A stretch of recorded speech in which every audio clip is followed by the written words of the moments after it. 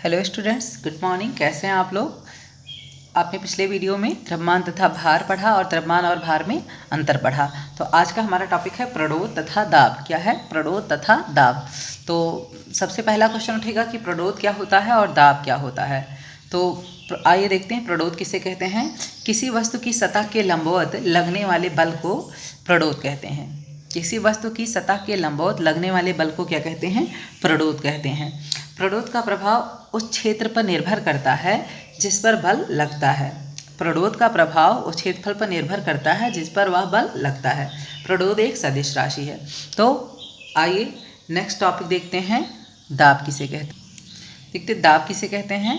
किसी वस्तु के द्वारा एकांक क्षेत्रफल पर लगने वाले प्रणोद मतलब बल को दाब कहते हैं। अधिकांश बुकों में रहता है किसी वस्तु के एकांक क्षेत्रफल पर एकांक क्षेत्रफल पर लगने वाले अवलंबोत बल को दाब कहते हैं। तो किसी वस्तु के द्वारा एकांक क्षेत्रफल पर लगने वाले प्रणोद या ब्रैकेट में बल को दाब कहते हैं। दाब को कैपिटल P से प्रदर्शित करते हैं। और दाब अदिश राशि है। दाब का मात्रक जो है वो न्यूटन प्रति मीटर स्क्वायर या पास्कल होता है। दाब का मात्रक क्या? न्यूटन प्रति मीटर स्क्वायर या पास्कल होता है। दाब बराबर सूत्र होता है बल बटे क्षेत्रफल, या ब्रैकेट में प्रणोद भी लिख सकते हैं आप, क्योंकि एनसीईआरटी बुक में प्रणोद बटे क्षेत्रफल दिया है।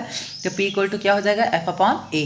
यहाँ F का मात्रक न्यूटन और A क्षेत्रफल है, इसका मात्रक मीटर स्क्वायर। तो मात्रक क्या हो गया दाब का? न्यूटन प्रति मीटर स्क्वायर। तो आइए इसी क्रम में और इसी से रिलेटेड टॉपिक है उसको देख लें। ध्यान से देखिए, क्षेत्रफल का मान अगर कम होगा हमारा तो दाब का मान अधिक होगा। अगर क्षेत्रफल का मान अधिक होगा तो दाब का मान हमारा कम होगा। तो इसको भी आप लिख लेंगे। अतः क्षेत्रफल जितना कम होगा दाब मान उतना अधिक होगा।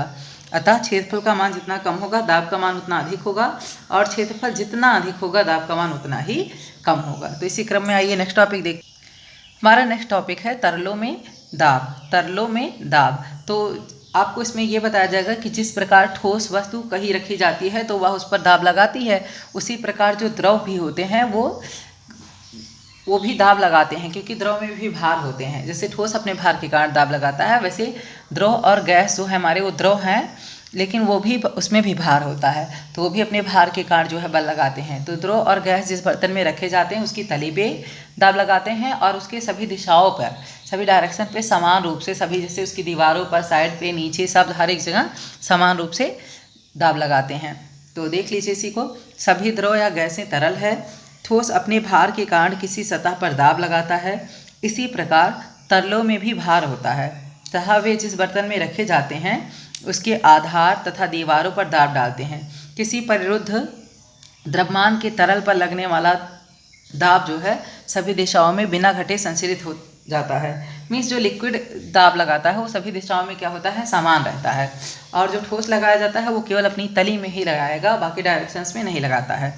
तो इसे आप अपने शब्दों में बता सकते हैं कि ठोस अपने भार के कारण जहाँ रखा रहता, जिस स्थान पर रखा जाता है उस स्थान पर क्या करता है? दाब डालता है अपने भार के कारण। उसी प्रकार जो है, जैसे लिक्विड और गैस हैं, तरल हैं, जब वो जिस बर्तन में रखे जाते हैं तो वो उस समान रूप से सभी दिशाओं में दाब डालते हैं। जैसे उस बर्तन की तली पर और उसके दीवारों पर समान रूप से दाब डालते हैं। तो आइए इसी क्रम में नेक्स्ट टॉपिक देखते हैं।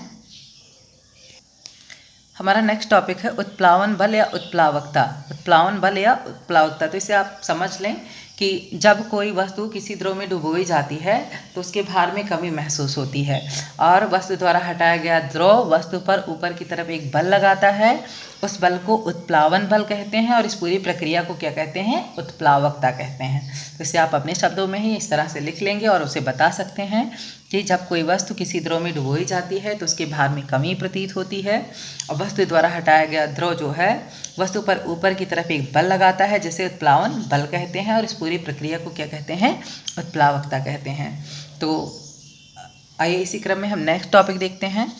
हमारा नेक्स्ट टॉपिक है आर्किमिडीज का सिद्धांत, जो कि उत्प्लावकता की भी परिभाषा से जुड़ा हुआ है। तो आर्किमिडीज का सिद्धांत क्या है कि जब किसी वस्तु को किसी द्रव में पूर्ण या आंशिक रूप से डुबोई जाती है तो उसके भार में कमी महसूस होती है। उसके भार में कमी महसूस होती है। उसके भार में यह कमी वस्तु द्वारा हटाए गए द्रव के भार के बराबर होती है। इसे आर्किमिडीज का सिद्धांत कहते हैं। तो उसे आर्किमिडीज के सिद्धांत को भी आप अपने शब्दों में बता दे सकते हैं कि जब कोई वस्तु किसी द्रव में डुबोई जाती है तो उसके भार में कमी महसूस होती है, उसके भार में यह कमी वस्तु द्वारा हटाए गए द्रव के भार के बराबर होती है।